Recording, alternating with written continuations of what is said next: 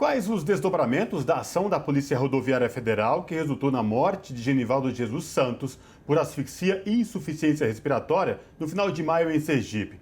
Para falar sobre esse caso que resultou na morte de um homem negro sob a tutela do Estado, nós conversamos agora com o repórter Marcelo Auler. Marcelo, boa noite, tudo bem contigo? Boa noite a vocês, boa noite aos ouvintes da TVT, muito obrigado pelo espaço que estão me dando. Eu estou falando direto de Aracaju, acabo de chegar de Umbaúba, uma cidade a 103 quilômetros aqui da capital de Sergipe, no centro-sul, uma cidade, a economia é cítrica, é laranja, grande produção de laranja, e com seus 30 mil habitantes, e aonde o Genivaldo, há 16 dias atrás, foi assassinado. Assassinado mediante tortura praticada por agentes da Polícia Rodoviária Federal, conforme filmado por incontáveis pessoas. Inclusive o próprio sobrinho do Genivaldo, o Alisson, que trabalha numa oficina mecânica em frente da onde se deu o assassinato, na BR-101, altura do quilômetro 180, mais ou menos, aqui em Sergipe, a caminho do sul, a caminho da Bahia. Uhum. Passaram-se 16 dias. Eu quero lembrar que quando o George Floyd foi assassinado nos Estados Unidos por um policial militar, a população americana e a população mundial, inclusive brasileiros, manifestavam-se quase que diariamente, cobrando justiça para esse caso. Uhum. Hoje, né? Esse programa está sendo divulgado no sábado, eu estou falando numa sexta-feira. Nessa sexta-feira, eu ouvi a dona Maria Severina, 74 anos, mãe do Genivaldo, dizer: eu quero justiça para o meu filho. Não estão cobrando justiça. Cadê os policiais que assassinaram meu filho? Por que fizeram isso com meu filho, que era uma criança?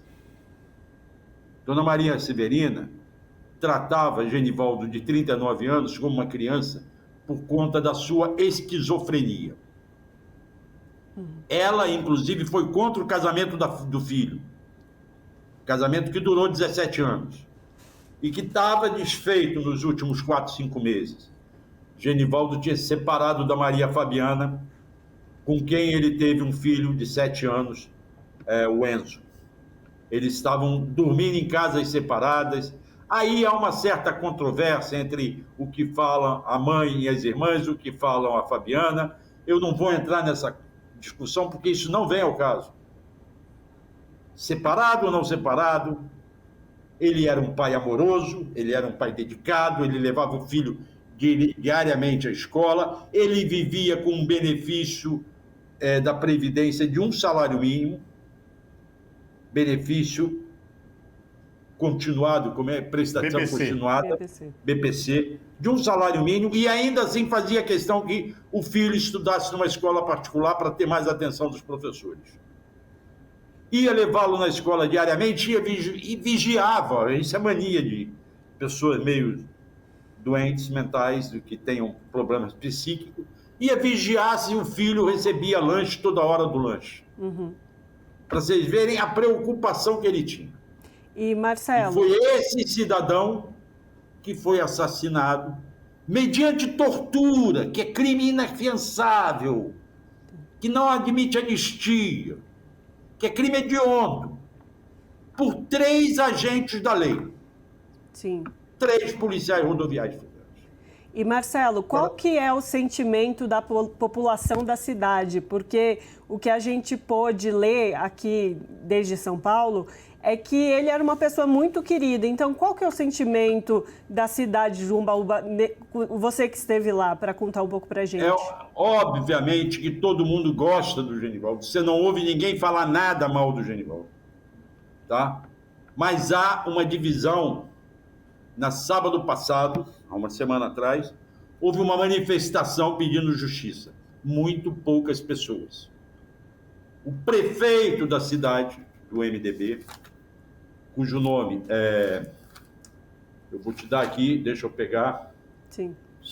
Nas minhas anotações, que são muitas, Humberto dos Santos Costa, mais conhecido como Humberto Maravilha, veio com aquela conversa de boi dormir para o meu lado, dizendo assim, não, ele não estava na manifestação, ele estava no carro, impedido de circular porque a manifestação circulava pelas ruas, e ele disse, não, se fosse uma manifestação para pedir justiça, mas é um ato político, eu não vou endossar isso, eles não querem justiça, eles querem fazer campanha para A, B ou C.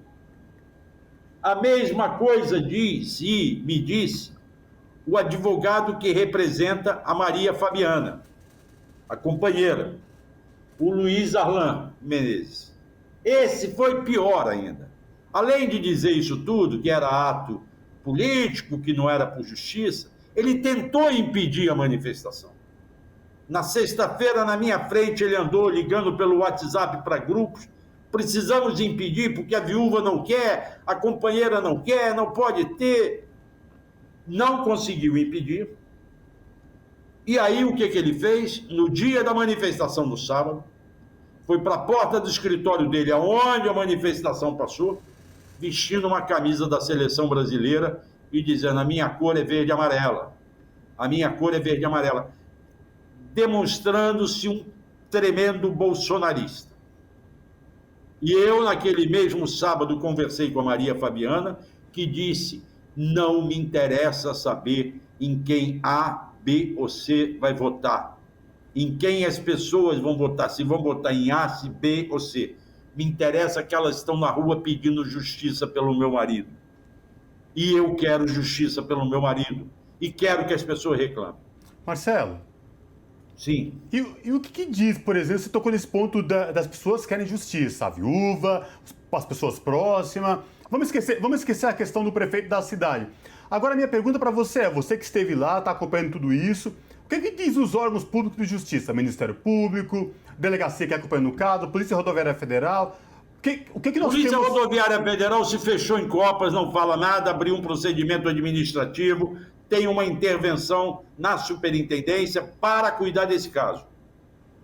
Para tocar o processo administrativo, veio o superintendente do Ceará e outros policiais de outras superintendências da direção para tocarem o processo administrativo, estão fechados em copas.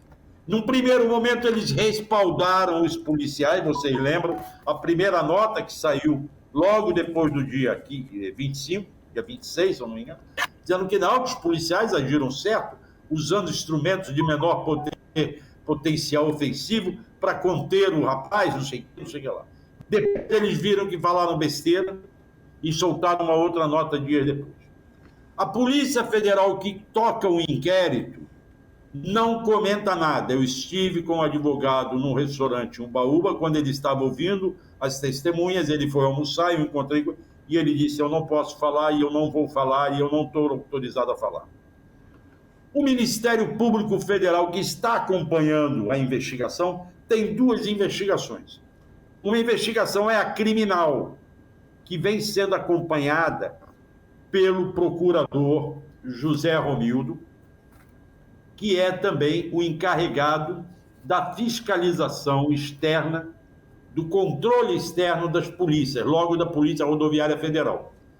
Ele está acompanhando o inquérito criminal que vai apurar o homicídio e está acompanhando o trabalho da Polícia Federal, se houve ou não abuso. E é claro que houve abuso. Só que ele não fala, ele não palpita. Eles foram instados pela OAB de Sergipe, através do doutor Daniel Costa, que é o presidente da OAB, a solicitarem a prisão preventiva desses policiais. A OAB não tem legitimidade, nesse inquérito para se manifestar, mas ela palpitou. Alguns colegas, alguns advogados, inclusive, acharam que foi uma arbitrariedade. Outros concordaram. Mas o Ministério Público não se dobrou. O que aconteceu? Então, na segunda-feira passada, o professor Ives, desculpe, eu estou vendo minhas anotações, porque são muitos nomes e eu acabo me esquecendo. Exatamente. O professor Ives Melo, que ajuda a doutora Mona Lisa na defesa, Mona Lisa Batista. Esses dois representam a mãe e as irmãs do Genivaldo. O professor Ives ingressou em juízo, porque aí ele é parte, ele vai ser assistente de acusação, representando a mãe, e a mãe é a maior representação legal do Genivaldo, porque a Maria Fabiana, embora mãe do filho dele, não é casada com ele. Então, para vocês terem uma noção, na hora de liberar o corpo no Instituto Médico Legal, foi a mãe que teve que assinar. Sim. Não foi a esposa. Porque não há um laço, um casamento. Há um herdeiro, um filho. Tá? Isso é uma outra questão civil. Então, o doutor Ives, em nome da família, junto com a doutora Mona Lisa, ingressou com um pedido de prisão preventiva por conta do quê? Por conta da fraude processual que os policiais cometeram. Os 5, aí já não foram os 3 envolvidos na morte.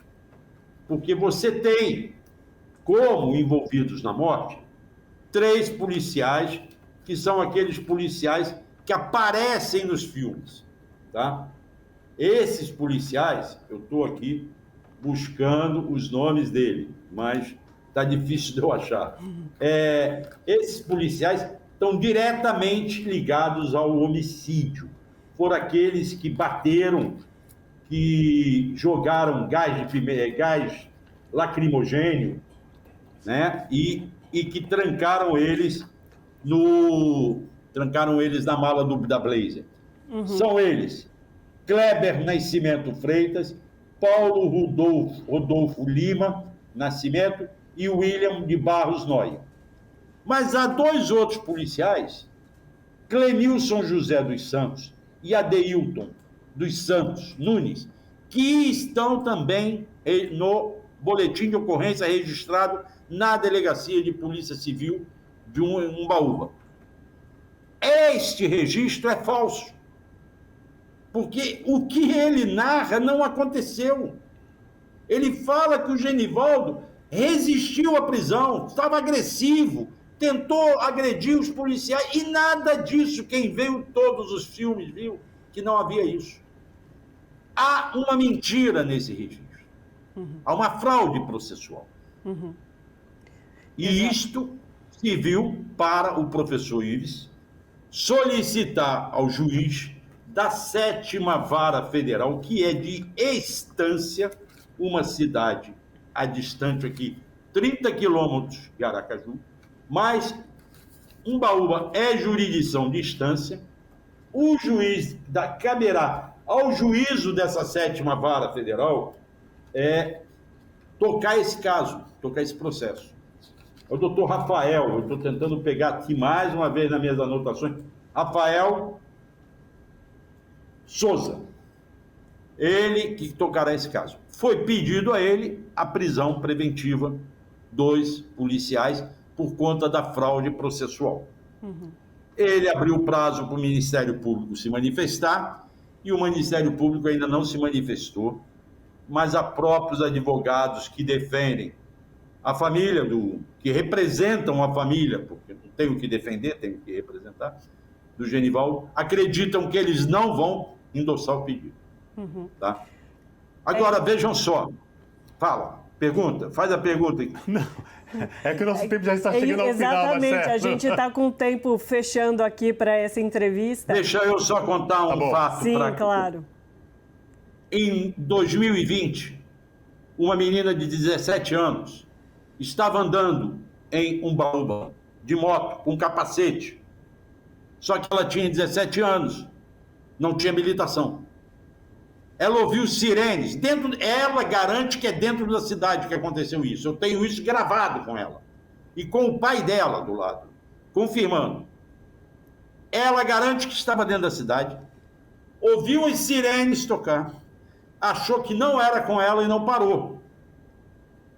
Eram 2 policiais rodoviários federais de moto que, segundo a narração dela, chegaram na moto, deram um chute na moto e derrubaram a moto. Com isto, ela sofreu uma fratura de fêmur. Teve que durar quase 1 ano de tratamento e tem lesões até hoje. Manca da perna, tem as marcas na perna dessas lesões. O registro feito na polícia, pelos policiais rodoviários federais, é apenas de que a menina estava dirigindo sem habilitação. Não fala que ela levou um tombo, não fala que ela fraturou o fêmur, escondem isso. E são 2 policiais rodoviários federais que estão envolvidos no caso do Genivaldo. Eu fui hoje buscar esse processo, porque a irmã desta menina, dona da moto, teve que responder criminalmente por conta da irmã de 15 anos, 17 anos, estar usando uma moto sem habilitação. E foi obrigada a pagar uma multa de pena. Ela teria que prestar serviços à comunidade, como não pôde prestar por conta da diferença de horário lá do trabalho dela, ela pagou um salário mínimo de multa. Tá? Então há um processo. Mas nesse processo, não falam que a garota foi derrubada. Sim.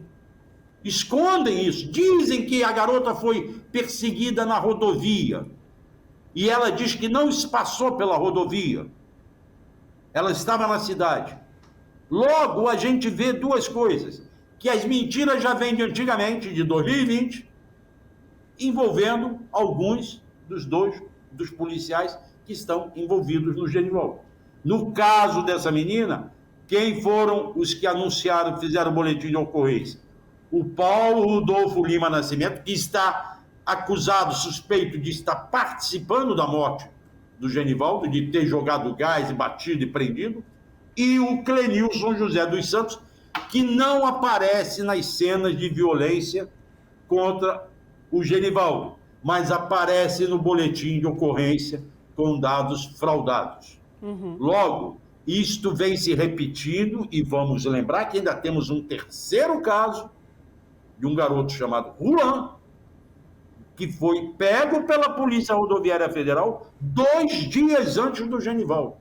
Foi derrubado, levou tapa, arranhou a cara e ficou com o rosto todo marcado. É isso. Logo, é algo que se repete.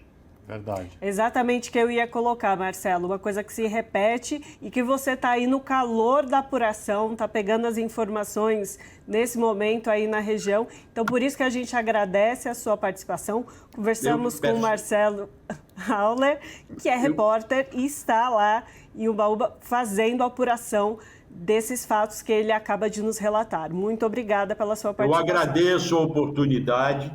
Eu estou fazendo isso aqui só para esclarecer. Quem me mandou para cá foram a comunidade do 247 do jornal GGN, que financiou a minha viagem, justamente para esclarecer isso. Então, eu estou relatando esses fatos lá nos 2 sites. Venho aqui, agradeço a oportunidade de falar no TVT e peço desculpas se estourei o tempo de vocês. Faz parte, Faz Marcelo. parte, exatamente. Abraço, bom trabalho, Marcelo. Um grande abraço, um bom programa para vocês. Obrigado pela oportunidade. Valeu, Tchau. abraço. Tchau.